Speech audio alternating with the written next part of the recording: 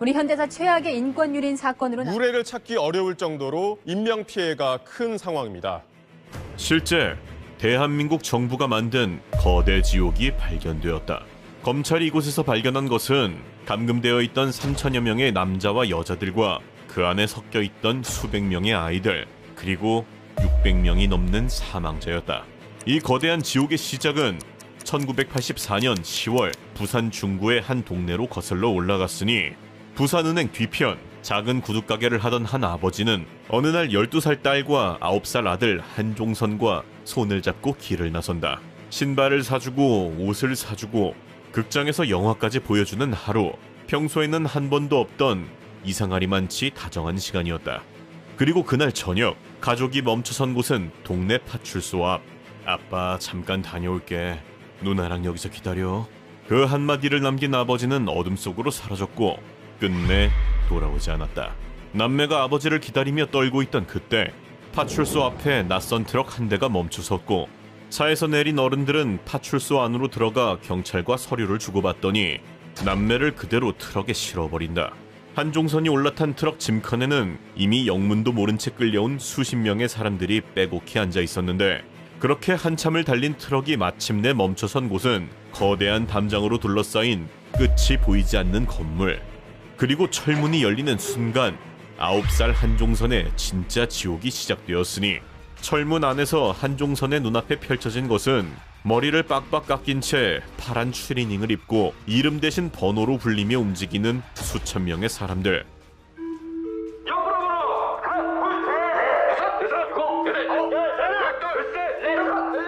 이곳은 부산 백양산 자락에 자리 잡은 전국에서 가장 큰 수용시설, 형제복지원이었다. 이 거대한 수용소는 완벽한 군대식으로 통제되고 있었으니 완장을 찬 조장과 소대장이 수용자들을 감시했으며 새벽 5시 종이 울리면 모두가 노역장으로 끌려나갔다. 이곳에서 만들어진 것은 낚싯바늘과 봉제품, 그리고 60채가 넘는 이 건물들조차 모두 수용자들이 자기 손으로 지은 것. 식사로 나온 것은 곰팡이가 핀 쌀과 시래기뿐. 멀쩡한 쌀은 시장에 내다 팔았다. 규칙을 어기는 순간 그 자리에서 즉시 구타가 시작되었고, 맞아 죽은 사람의 시신은 그대로 산속에 묻어버리거나 일부는 의과대학의 해부용으로 팔려나갔다. 심지어 이 안에서는 남녀노소를 가리지 않는 성폭행과 강제 임신까지 벌어지고 있었으니, 그렇게 끝없는 노역과 폭력이 이어지던 지옥의 어느 날, 배식줄에 서있던 11살의 한종선은 자기 앞에 있는 한 사람을 알아보았으니, 머리는 빡빡 깎이고 파란 추리닝 차림에 뼈만 앙상하게 남은 그 사람, 2년 전 파출소 앞에서 사라졌던 바로 자신의 아버지였다. 형편이 어려웠던 아버지가 남매를 어딘가에 맡기려 했던 것인지, 그날 왜 아이들을 파출소 앞에 두고 떠났는지는 한종선 본인조차 끝내 알 수 없었으나, 분명한 것은 9살 한종선부터 12살 누나, 그리고 아버지까지 세 가족 모두가 같은 형제복지원 안에 갇혀 있었던 것. 여기서 정말 소름 끼치는 것은 이 말도 안 되는 일들이 범죄 조직 같은 것이 아닌 대한민국 정부가 합법이라 보증하고 보증금까지 대주는 시설에서 벌어지고 있다는 것. 이 거대한 실체는 어느 날 한 검사의 꽝사냥에서부터 드러나기 시작하였으니, 1986년 12월 울산의 한 야산.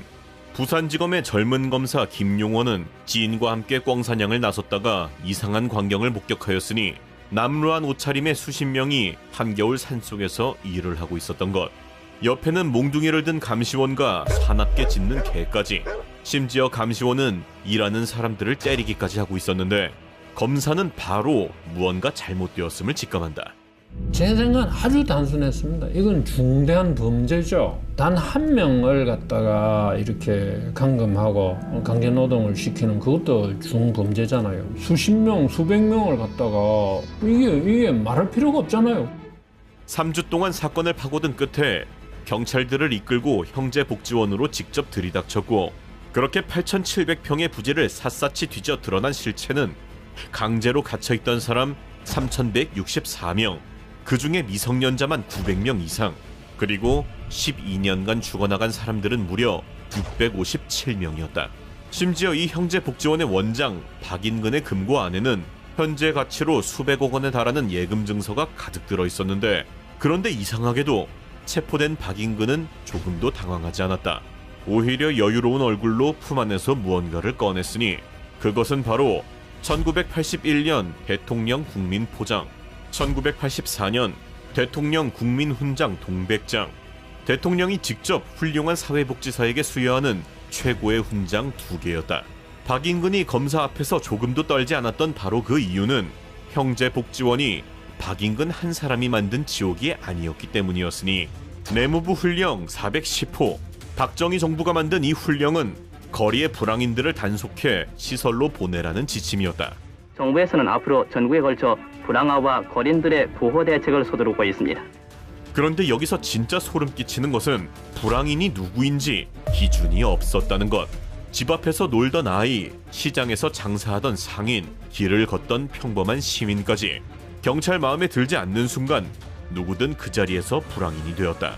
게다가 경찰은 한 사람을 잡아넣을 때마다 실적을 채웠고 형제복지원은 한 사람을 받을 때마다 정부 보조금을 받았으니 사람이 곧 실적이자 돈이었던 것. 전두환 정부가 들어선 뒤 이 시스템은 더 빠르게 돌아가기 시작하였으니 1986년 아시안게임과 1988년 서울올림픽, 전 세계가 한국을 지켜보는 그 무대를 앞두고 정부는 거리를 깨끗하게 만들고 싶었고 거리의 사람들을 보이지 않는 곳으로 치우는 일에 형제복지원은 가장 쓸모있는 도구였던 것.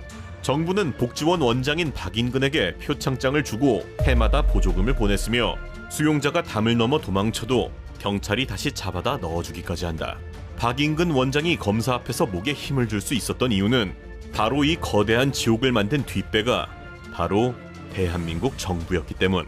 그리고 여기서 정말 충격적인 것은 657명을 죽음으로 몰아넣은 이 사건의 결말인 재판 결과였으니 한국판 아우슈비츠로 불린 형제복지원 사건 기억하십니까? 대한민국을 뒤흔든 형제복지원 사건. 검사 김용원은 박인근을 여러 혐의로 재판에 넘겼으나 1심 법원은 겨우 징역 10년을 선고한다. 수천 명을 가두고 수백 명을 죽인 자에게는 턱도 없는 수치. 그러나 이 재판마저도 한 번으로 끝나지 않으니 재판은 항소에 항소를 거듭하며 2번, 3번을 넘어 무려 7번까지 이어졌고 1989년 대법원이 내린 최종 판결은 특수감금죄, 무죄. 수천 명을 가두고 수백 명이 죽어나간 일에 대해 정부가 시켰으니 죄가 아니라는 것. 결국 박인근은 건축법 위반과 횡령 혐의만 물어 겨우 징역 2년 6개월만 살았고 다시 출소한 뒤 시설의 이름만 바꿔 또다시 운영을 시작. 정부 보조금을 받아 수백억 원의 차익을 남기게 된다. 그렇게 9살에 끌려가 살아남은 한종선과 아버지와 누나가 형제복지원의 후유증 속에 힘겨운 삶을 이어가는 동안 박인근은 제대로 된 처벌을 한 번도 받지 않은 채 떵떵거리며 살다가 세상을 떠났고 한종선은 2012년까지도 국회 앞에 홀로 서서 세상에 형제복지원을 알리고자 한다. 저는 형제복지원 사건 피해 생존자 한종선이라고 합니다. 누군가는 거리를 깨끗이 치우라고 명령했고 누군가는 사람을 잡아 보조금을 받았으며 누군가는 그 손에 표창장을 쥐어주었다. 그리고 형제복지원 뒷산 어딘가에 묻힌 657명의 사람들은 38년이 지난 지금까지도 그 어떤 흔적조차 돌려받지 못한 채 여전히 그 산속에 잠들어 있다.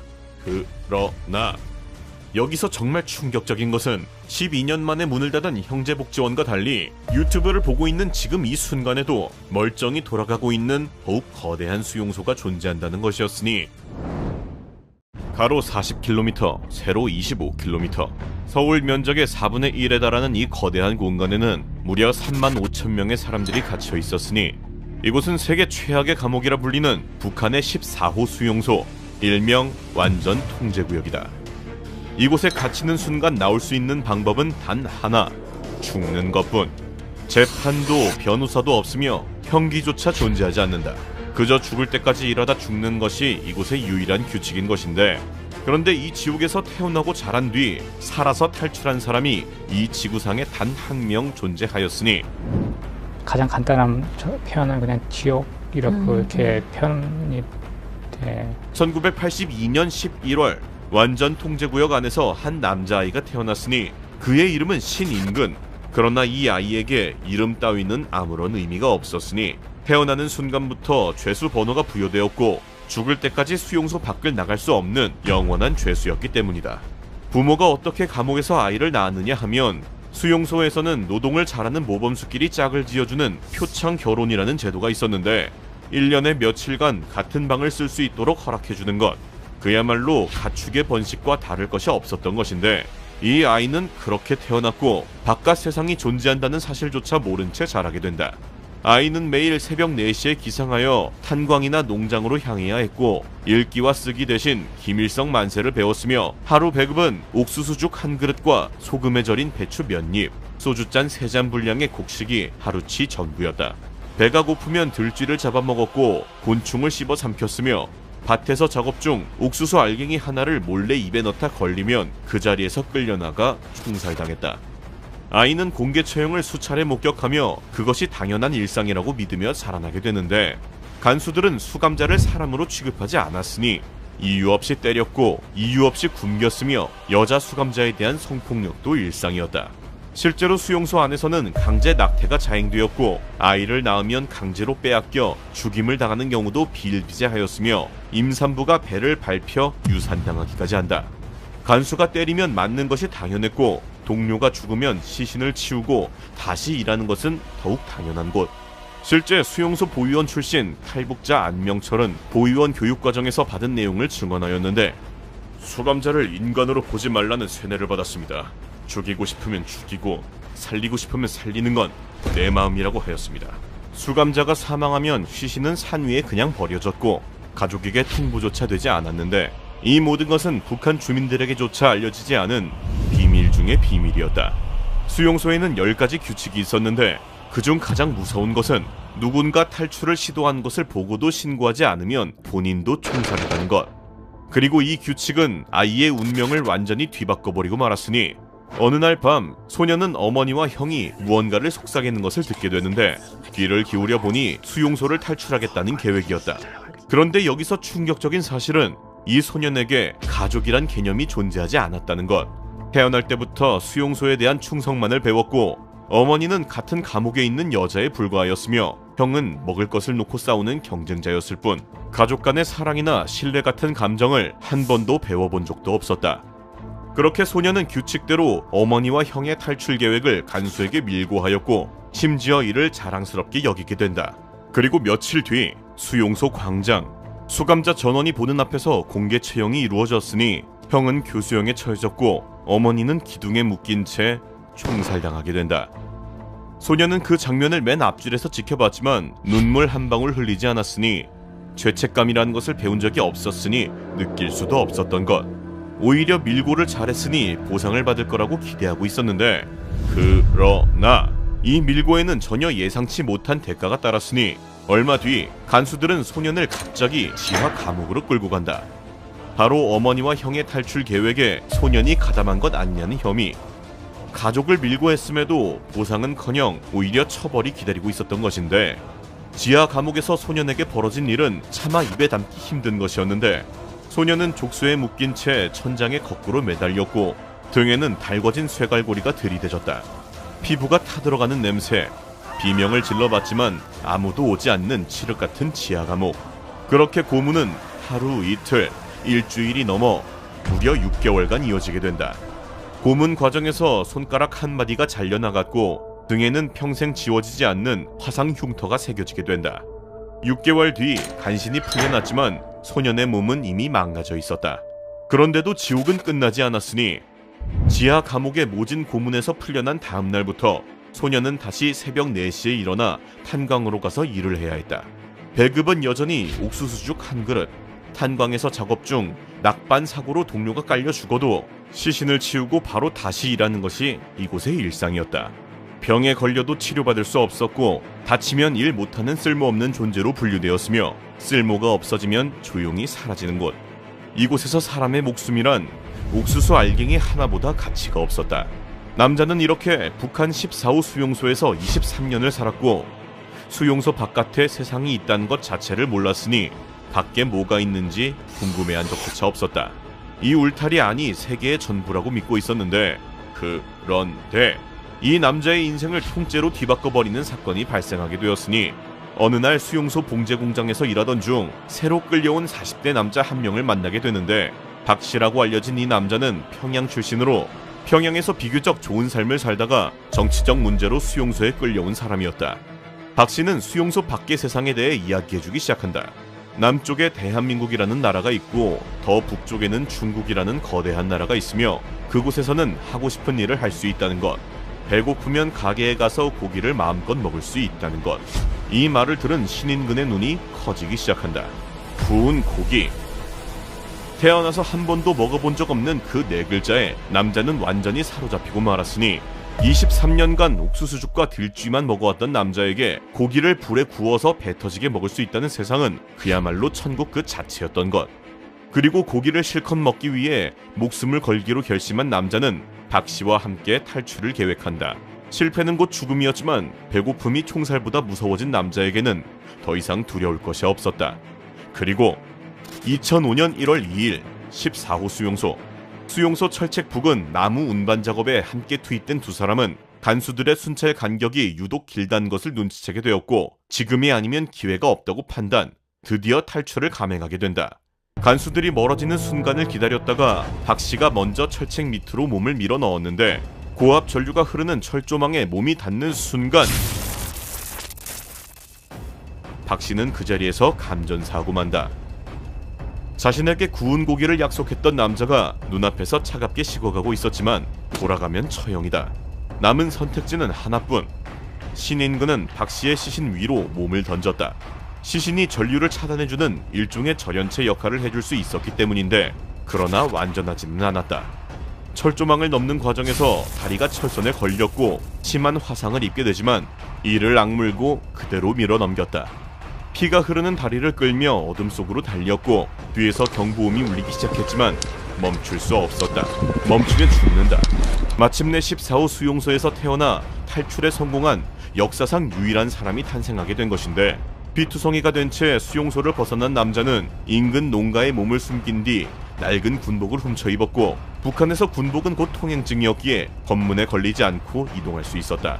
그렇게 음식을 훔쳐먹으며 수용소에서 두만강 국경까지 몇 줄을 걸었고 얼어붙은 두만강을 건너 중국 땅을 밟게 된다. 하지만 중국에서도 여전히 숨어 다녀야 했으니 잡히면 북한으로 강제 송환되기 때문 낮에는 산속에 숨었고 밤에만 이동했으며 쓰레기통을 뒤져 음식을 구하기도 했다. 중국어를 한마디도 할 줄 몰랐기에 누구에게도 도움을 요청할 수 없었고 경찰을 보면 반사적으로 몸을 숨겼는데 수용소에서 배운 유일한 본능이 바로 그것이었다. 그렇게 떠돌아다니던 중 우연히 만난 기자가 이 남자의 등에 남은 거대한 화상 흉터를 보고 무슨 일이 있었냐고 물었고 수용소 출신임을 알아채게 된다. 기자는 즉시 주중 대한민국 대사관에 보호를 요청했고 남자는 마침내 꿈에 그리던 대한민국에 도착하게 된다.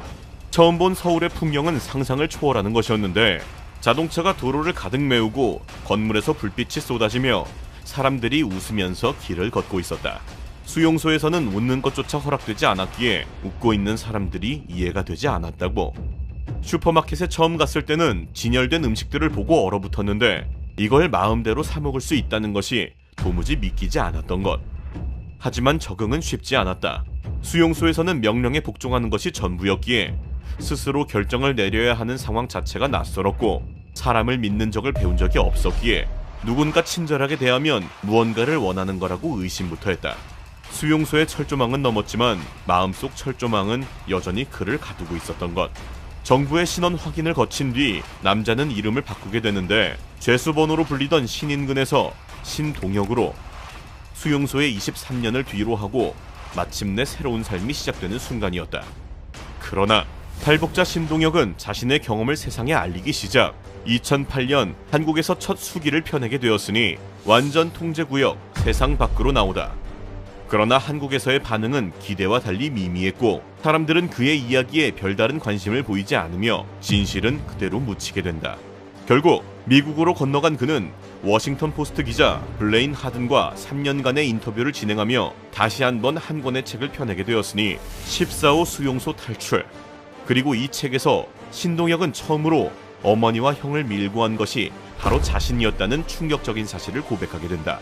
이 고백은 전 세계를 발칵 뒤집어 놓으며 책은 27개 언어로 번역되었고 미국에서만 20만 부 이상이 팔려나갔다. 독일에서는 마크 비제 감독이 이 이야기를 바탕으로 다큐멘터리 영화 캠프 14를 제작했으며 국제영화제에서 호평을 받기도 하였는데 조지 부시 전 대통령이 텍사스로 그를 초대했고 UN 북한인권조사위원회의 핵심 증인이 되었으며 캐나다 대학에서 명예 박사 학위까지 받게 된다. 수용소에서 태어나 번호로 불리던 남자가 세계 무대에 서게 된 것이다.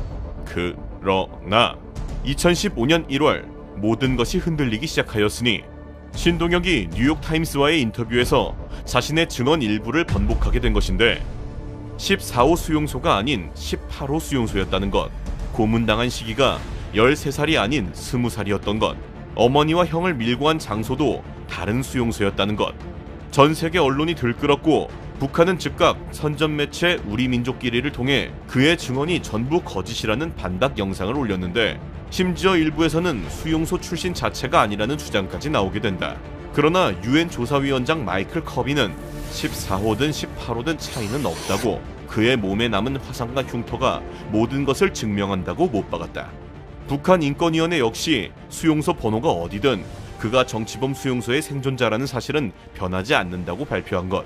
논란은 계속되었지만 신동혁의 등에 새겨진 그 흉터만큼은 누구도 부정할 수 없었던 것이다. 현재 우리가 유튜브를 보고 있는 이 순간에도 북한에는 4개의 정치범 수용소가 가동되고 있으며 여전히 수만 명의 사람들이 이름 대신 번호로 불리며 하루를 버티고 있다. 그들 중 누군가는 지금 이 순간에도 계속 옥수수죽 한 그릇을 앞에 두고 구운 고기라는 단어를 상상조차 못한 채 살아가고 있다. 김정은 사진이 실린 신문지를 깔고 앉았다는 이유로 한국 노래를 mp3로 들었다는 이유로 15살 소년마저 가족과 함께 수용소로 끌려가는 그 미친 듯한 세상이 2026년인 지금도 벌어지고 있다는 것. 그 지옥은 지금도 돌아가고 있다. 2018년 11월 미 의회 청문회장. 한 위구르족 여성이 전 세계 언론 앞에서 증언을 시작한다. I was taken to a special room and placed in a high chair.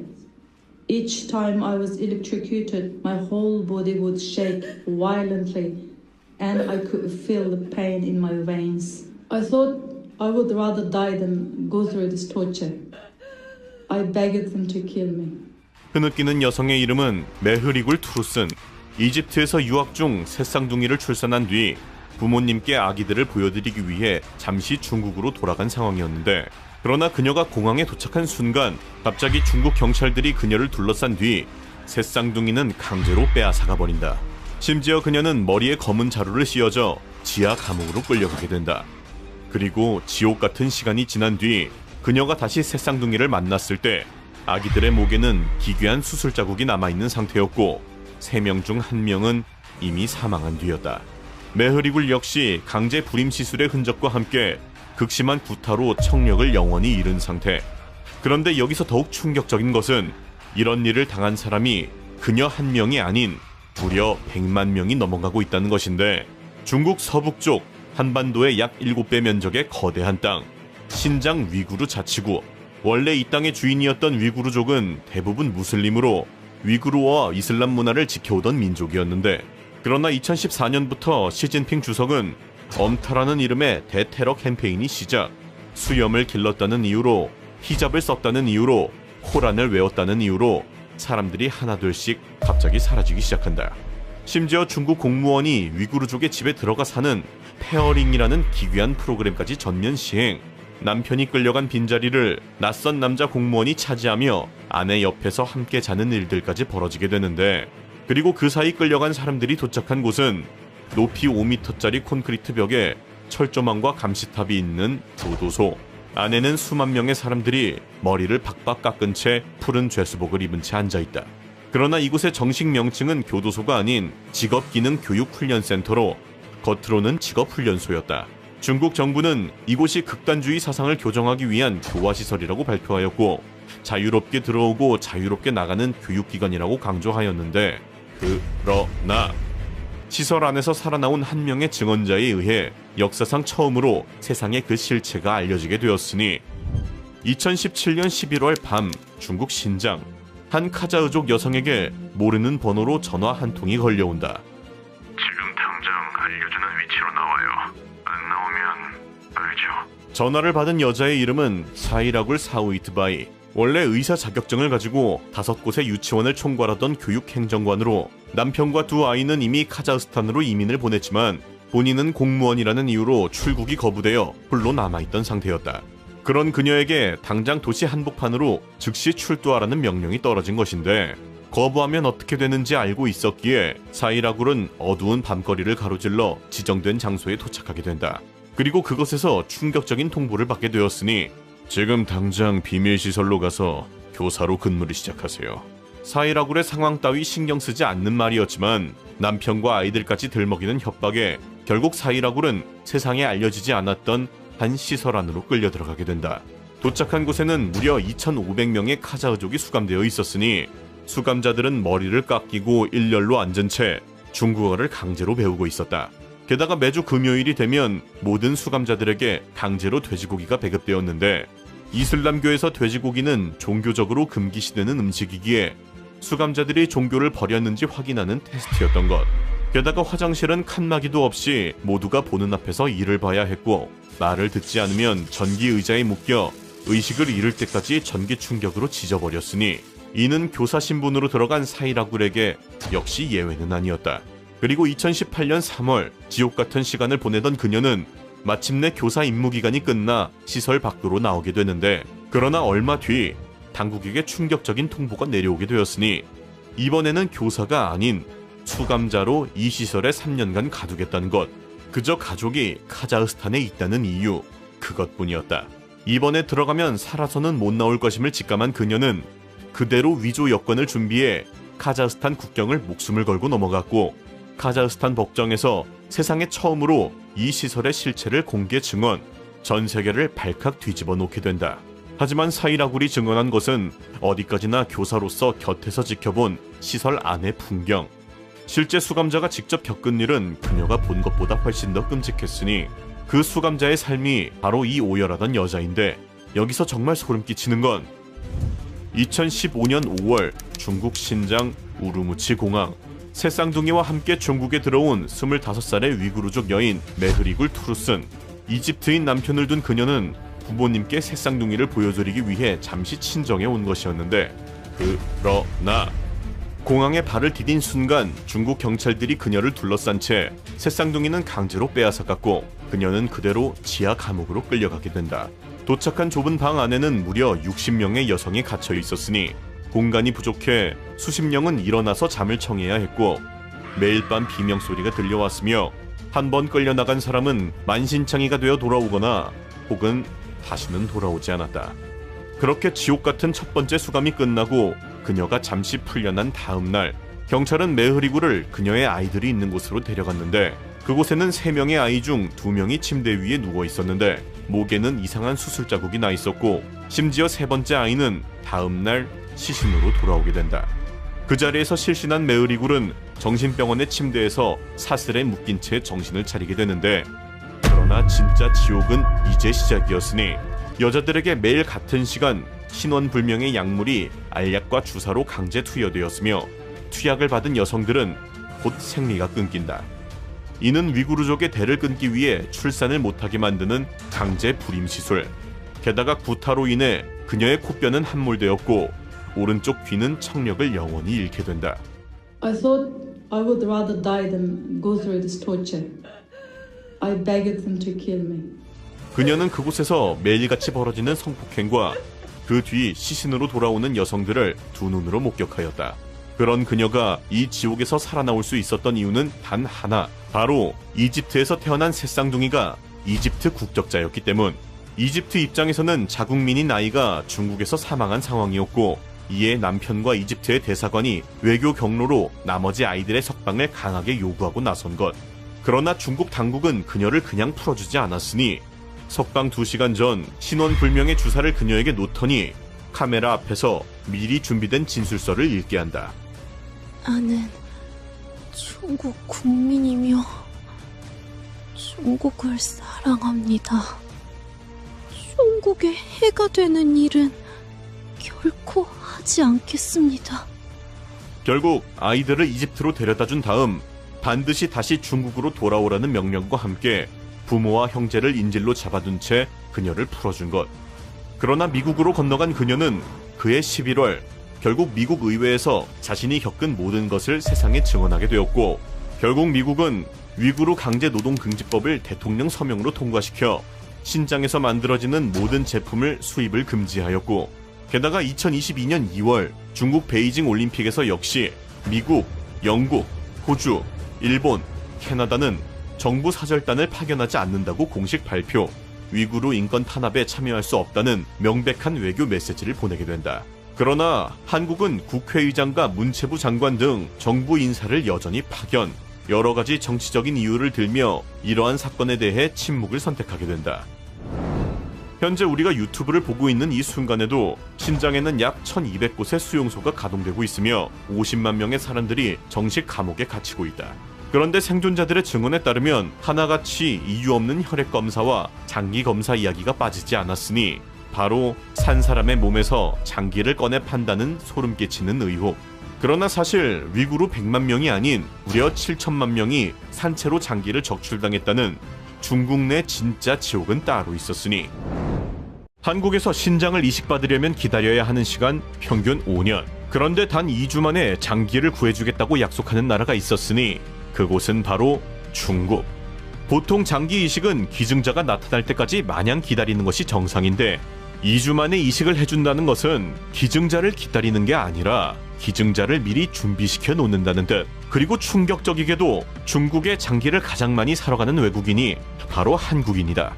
정신이 아득해지는 이 충격적인 이야기의 시작은 파룬궁이라는 단체에서 시작되는데, 파룬궁은 기공수련을 위해 건강을 증진시키는 단체로 초창기에는 중국 정부도 파룬궁을 환영, 국민 건강에 도움이 된다는 이유로 표창까지 했을 정도인데, 그러나 문제는 파룬궁의 인기가 많아도 너무 많았다는 것. 불과 7년 만에 수련자 수가 1억 명을 돌파하며 중국 공산당원 수보다 많아지자 당시 총서기는 이걸 위협으로 받아들이기 시작하였고, 결국 1999년 7월 파룬궁을 전면 금지하며 본격적인 탄압을 시작한다. 파룬궁 수련자들은 하루아침에 범죄자로 몰려 감옥에 빼곡히 수감되기 시작, 파룬궁을 포기하지 않으면 고문까지 강행해버리는데, 그러나 진짜 문제는 고문이 아니었으니 남편이 2년간 매일 수술실에서 장기를 꺼냈어요. 2006년 세상을 뒤흔든 한 중국 여성의 폭로가 있었으니 바로 외과 의사인 남편이 살아있는 파룬궁 수련자들의 장기를 매일 적출했다고 증언한 것.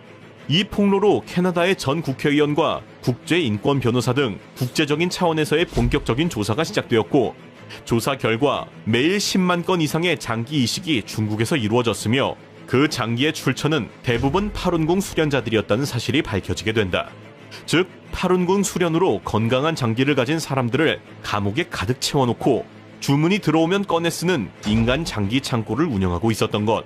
전 세계의 각종 단체들은 이 반인륜적인 행태에 분노하였으나 적출 후 시체를 화장해버리니 증거를 확보할 수가 없어 난항을 겪고 있었는데, 그러던 2024년 기적이 일어났으니 2024년 8월 한 남자의 이야기로 전 세계 언론이 발칵 뒤집어진다.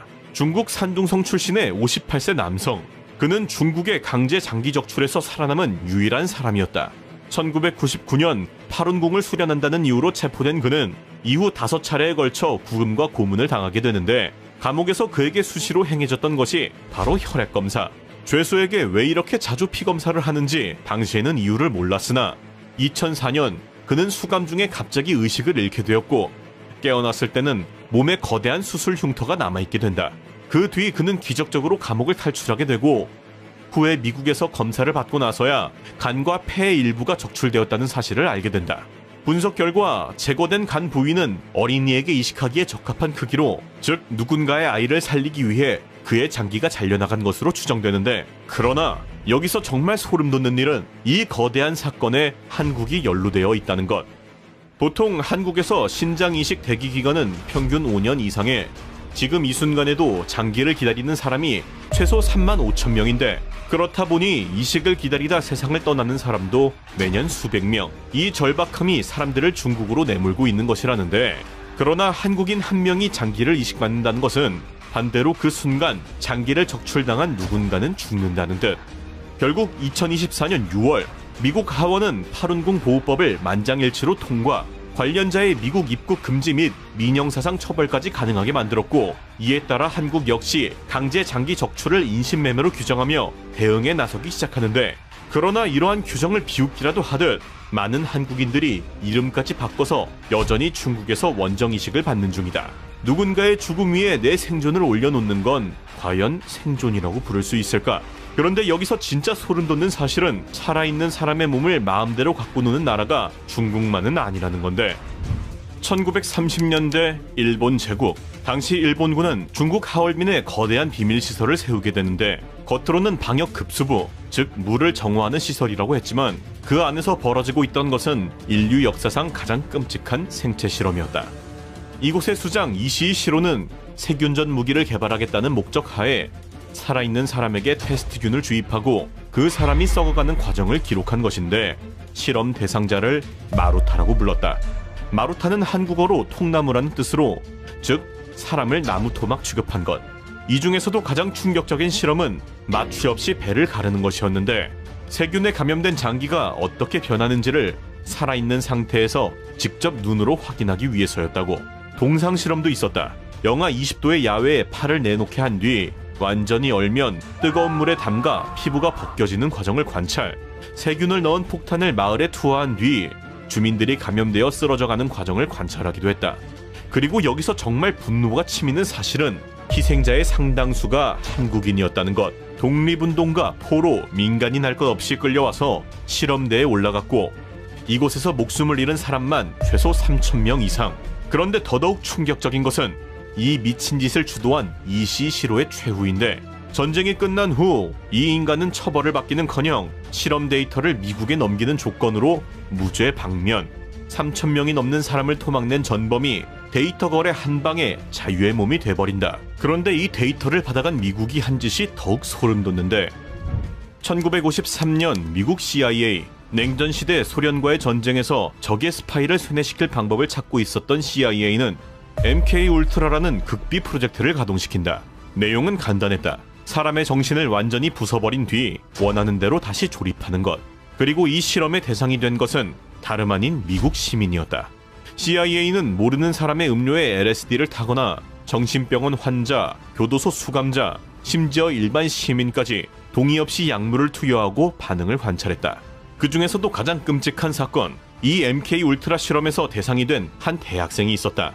하버드 대학교에서 진행된 심리 실험에 참가한 이 학생은 3년간 지속적으로 인격 파괴 실험을 당하게 되는데, 그 학생의 이름은 테드 카진스키. 훗날 유나바머라는 이름으로 17년간 폭탄 테러를 벌인 미국 역사상 최악의 연쇄 폭탄범, 즉 CIA의 인간 세뇌 실험이 사상 초유의 괴물을 만들어낸 것. 이뿐만이 아니었다. CIA는 캐나다 몬트리올에서도 비밀 실험을 진행했는데, 정신과 의사 도널드 캐머런은 환자들에게 하루 16시간씩 같은 메시지를 반복 재생하며 기억을 완전히 지우는 실험을 했다. 환자들은 자기 이름도 가족의 얼굴도 잊어버렸고 평생 회복하지 못한 채 살아가게 된다. 이 모든 짓을 미국 정부가 세금으로 진행했는데, CIA는 이 사실이 세상에 드러날까봐 문서를 전부 태워버렸지만 일부가 살아남아 1977년 의회 청문회에서 폭로하였으나, 그러나 처벌받은 사람은 단 한 명도 없었다. 국가가 사람의 몸으로 실험을 하고도 아무도 처벌받지 않는다. 중국은 장기를 적출하고 미국은 배를 갈랐고 미국은 정신을 부순다. 그러나 여기서 더욱 충격적인 사실은 이런 일이 과거에만 일어난 게 아니라는 것인데, 지금 이 순간에도 전 세계에서 사람이 사라지고 있다. 그 중에서도 가장 소름 돋는 것은 평범한 일상에서 갑자기 사라지는 납치 사건들인데, 지금 이 시각에도 전국 곳곳에 피해가 잇따르고 있는 서울 관악구 봉천동에서 실종 신고가 접수됐던 강남 한복판 주택가에서 남성 2명이 여성 1명을 강제로 차에 태워 납치하는 일이 발생했습니다. 한국 1년 평균 납치 사건 300건. 즉, 이 영상을 보고 있는 이 순간에도 매일 하루에 1명씩 사람이 증발하고 있다. 오늘 당장 당신이나 가족이 절대 납치되지 않는다고 과연 100% 확신할 수 있을까? 제발 끝까지 집중해서 보자. 기둥에 가려져 있던 남성의 몸이 들리더니 바닥에 내팽개쳐진다. 또 다른 남자는 야구 방망이를 꺼내 쓰러진 남성을 사정없이 내리치는데, 남자는 정신없이 맞은 뒤 그대로 차량에 실려 납치된다. 폭행에 납치까지 걸린 시간은 단 2분. 바로 얼마 전 엄청난 논란이 되었던 100만 유튜버 수탁의 납치 장면인데, 야구 배트로 사람을 그렇게 내려 찍는데 진짜 사람을 죽이려고 하는 듯하게 내려 찍더라고요. 사건은 수탉이 중고차 딜러에게 계약금을 돌려달라고 하자 딜러는 오히려 수탉을 납치, 돈을 빼앗고 살해하기로 마음먹었던 것. 그러나 납치 후 기적적으로 경찰이 수탉을 찾아내 구출하게 되었고 이들은 결국 살인미수로 체포되게 된다. 이게 진짜 현재 한국에서 일어나고 있는 일이 맞나 싶은데, 그러나 잠시만요. 도와드리려고 하는 거예요. 한 여자에게 말을 거는 경찰들.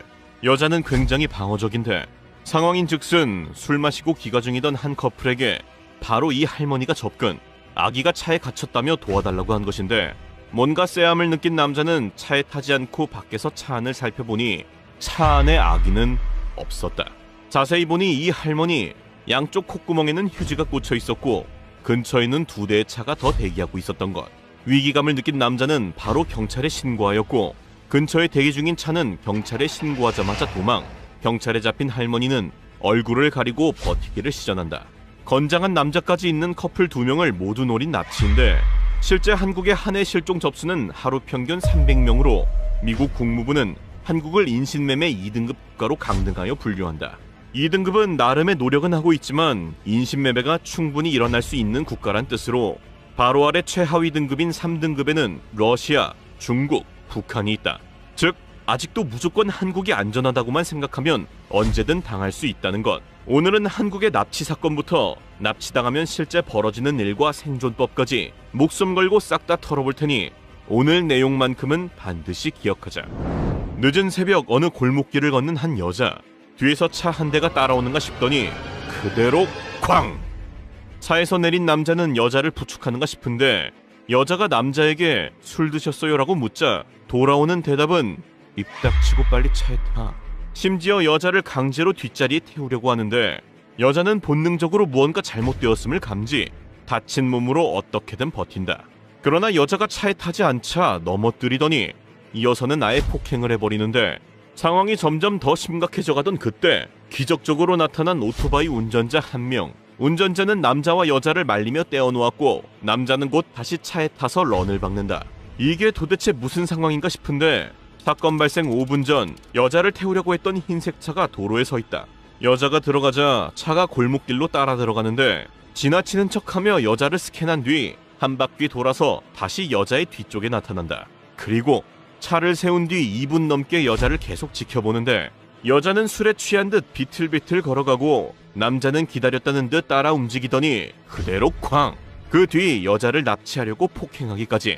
애초에 사건 발생 전부터 차를 대고 있었던 것으로 봐서 계획적으로 술에 취한 여자를 납치하여 성범죄나 인신매매 등을 노린 것으로 추정되는데 남자는 결국 20일 만에 잡히게 되지만 여자는 그날의 트라우마로 개인기피증이 생기게 된다. 그러나 이 영상을 보면 경기도의 어느 아파트, 한 남자가 교복을 입은 여학생 뒤를 쫓아오는데 여학생을 따라 엘리베이터를 탄 남자는 내리려는 여학생을 갑자기 뒤로 끌어당긴다.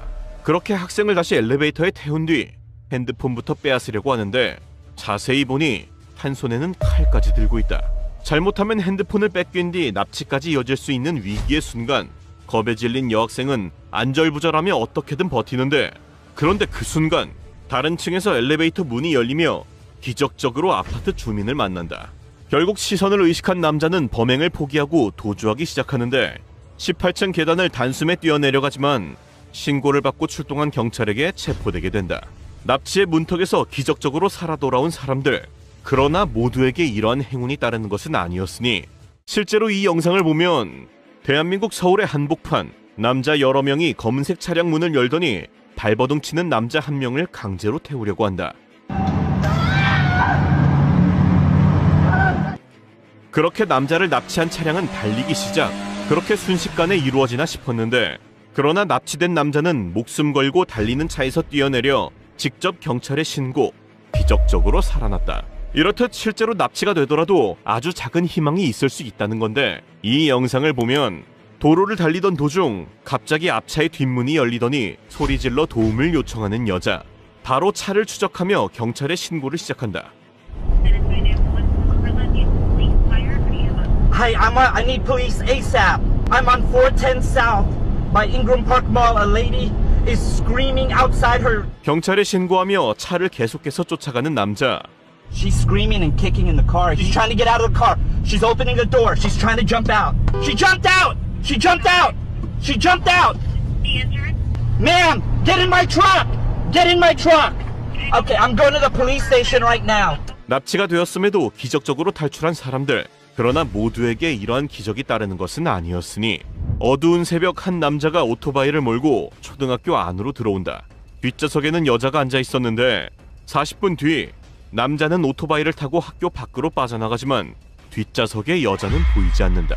오토바이를 운전한 남자는 충남 논산 지역의 중학교 3학년 남학생으로 술에 취해 귀가 중이던 성인 여자를 발견, 집에 데려다 주겠다며 오토바이에 태운 것인데 지금 택시 없는데 태워다 준다고 저 배달하는 사람이에요 이러더라고요. 하지만 중학생은 여자를 집이 아닌 인근 초등학교로 납치, 오토바이에서 내리자마자 여자를 머리채 잡고 폭행한 뒤 절대 하면 안 되는 일을 저질러버린다. 심지어 범행 과정에서 소변을 먹게 하거나 목을 조르는 변태적인 행위를 강요하기도 했는데 더 엽기적인 건 뭐냐면 웃는 거예요. 내가 막 울고 있는데 이거 하면서 웃는 게 너무 그게 생생해요. 그렇게 여자를 촬영한 뒤 신고하면 영상을 뿌리고 가족을 해치겠다고 협박, 그대로 자리를 뜬다. 결국 해당 중학생은 경찰에 붙잡히게 되었으나 여자는 평생 지울 수 없는 트라우마를 갖고 살게 된다. 이렇듯 워낙 세상이 흉흉하다 보니 정말 어이없는 사고가 발생하기도 하는데 본인이 납치당했다고 오해해 택시에서 뛰어내린 여대생이 뒤따라오던 차량에 치여 결국 숨졌는데요. 이 사건으로 기소된 택시기사와 SUV 운전자에게 모두 무죄가 선고됐습니다. 밤 늦은 시간 KTX 포항역에서 택시를 탄 여대생은 자신의 대학교 기숙사로 가달라고 한다. 그러나 목적지를 잘못 알아들은 택시기사는 엉뚱한 방향으로 향하였고 이에 자신이 납치된 것으로 오해한 여대생은 달리던 택시에서 점프, 뒤따라오던 차량에 치여 숨지게 된다. 1심과 2심 그리고 대법원까지 모두 택시기사와 여대생을 친 차량을 무죄로 판단하며 사건은 마무리되었지만 안타까운 죽음을 맞이한 소녀부터 수년간 마음고생을 한 택시기사 그리고 평생의 트라우마가 생긴 뒷차량 운전자까지 모두에게 상처만 남게 된다.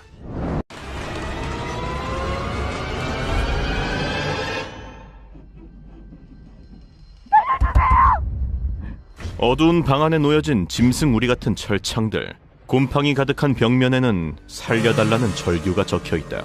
이 섬뜩한 장소의 정체는 바로 실제 보이스피싱 조직의 소굴. 여행과 취업을 미끼로 사람들을 해외로 유인한 뒤 납치한 사람들을 가두고 때리고 심지어 손가락을 자르기까지. 결국 폭력에 굴복한 남자들은 보이스피싱 범죄에 가담하게 되고 여자들은 성적인 착취를 강요당하게 된다. 심지어 도망치려다 붙잡혀 안매장당한 시신만 최소 6구 이상. 이건 단순 보이스피싱이랑은 차원이 다른 지옥인데, 그런데 여기서 더욱 충격적인 것은 피해자 중에는 실제 한국인들도 많을 뿐만 아니라 심지어 아예 한국인만 타겟으로 하는 조직들도 있다는 것. 즉 보이스피싱 납치는 지금 이 순간에도 우리나 우리 가족들에게 실제로 일어날 수 있다는 거다. 오늘은 이 범죄 조직이 접근하는 방식부터 이들에게 잡혔을 때 살아남는 생존법까지 목숨 걸고 싹 다 털어보겠다.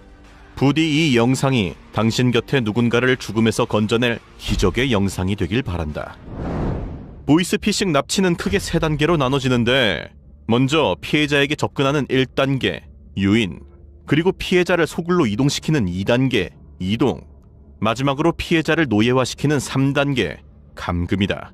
이 중 1단계에서 탈출할수록 생존 확률은 올라가며 3단계에 가까워질수록 살아남기 어려워지므로 무엇보다 빠르게 생존법을 사용하는 게 중요한데, 먼저 1단계부터 살펴보자면 흑서를 올렸는데 변호사 비서직인데 혹시 일할 수 있냐, 온라인으로만 면접 진행하고. 납치 조직이 우리들에게 접근하는 가장 기본적인 루트는 바로 채용 공고.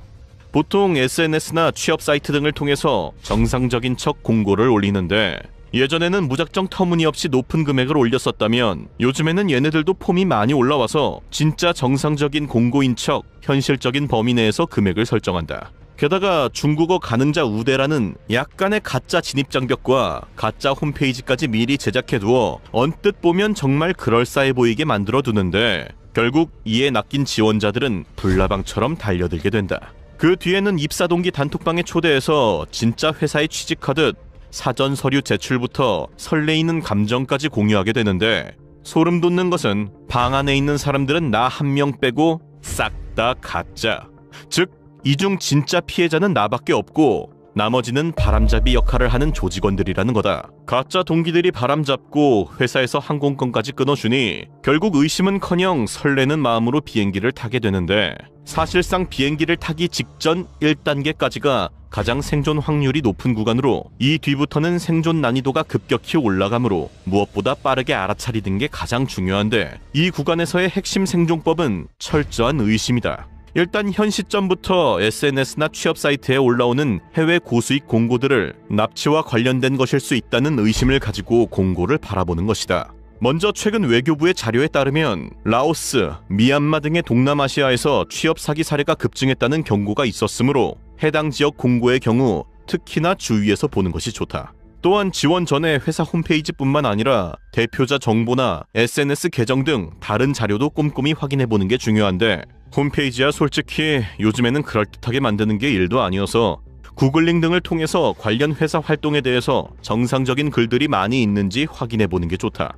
마지막으로 담당자와 해외 영상 통화를 한 번 정도는 하는 게 필수인데, 상식적으로 한국에서 알바 하나 구할 때도 얼굴 보고 면접을 진행하는데, 심지어 해외에서 사람을 불러다 쓰는데 영상 면접 한 번 없이 카톡이나 텔레그램으로 항공편 제공만 강조한다? 이건 거의 빼박이라고 보면 된다. 혹시라도 조금이라도 헷갈린다면 절대 혼자 결정하지 말고 주변에 한번 물어보는 게 좋은데, 일단 긴가민가 한다는 것 자체가 현재 상황을 객관적으로 보지 못하고 있다는 반증이기 때문에 회사 정보, 대화 내역까지 최대한 구체적으로 싹 다 캡처해서 가족이나 친구에게 적극적으로 물어보면 보통 내가 놓친 포인트를 찾을 수 있다. 진짜 이 정도까지만 해도 1단계에서 90% 이상은 필터링 되기 때문에 생존 확률을 매우 높일 수 있는데, 그런데 만약에, 정말 만약에 10%의 확률로 여기서 걸러내지 못하는 경우 안타깝게도 실제 해외로 출국하는 2단계로 이어지게 되는데, 오느라 고생 많으셨죠? 제 차 타고 회사로 이동하시죠. 본격적으로 피싱범 소굴로 향하게 되는 2단계. 이 구간이 현실적으로 탈출 확률이 있는 마지막 순간이라고 할 수 있다.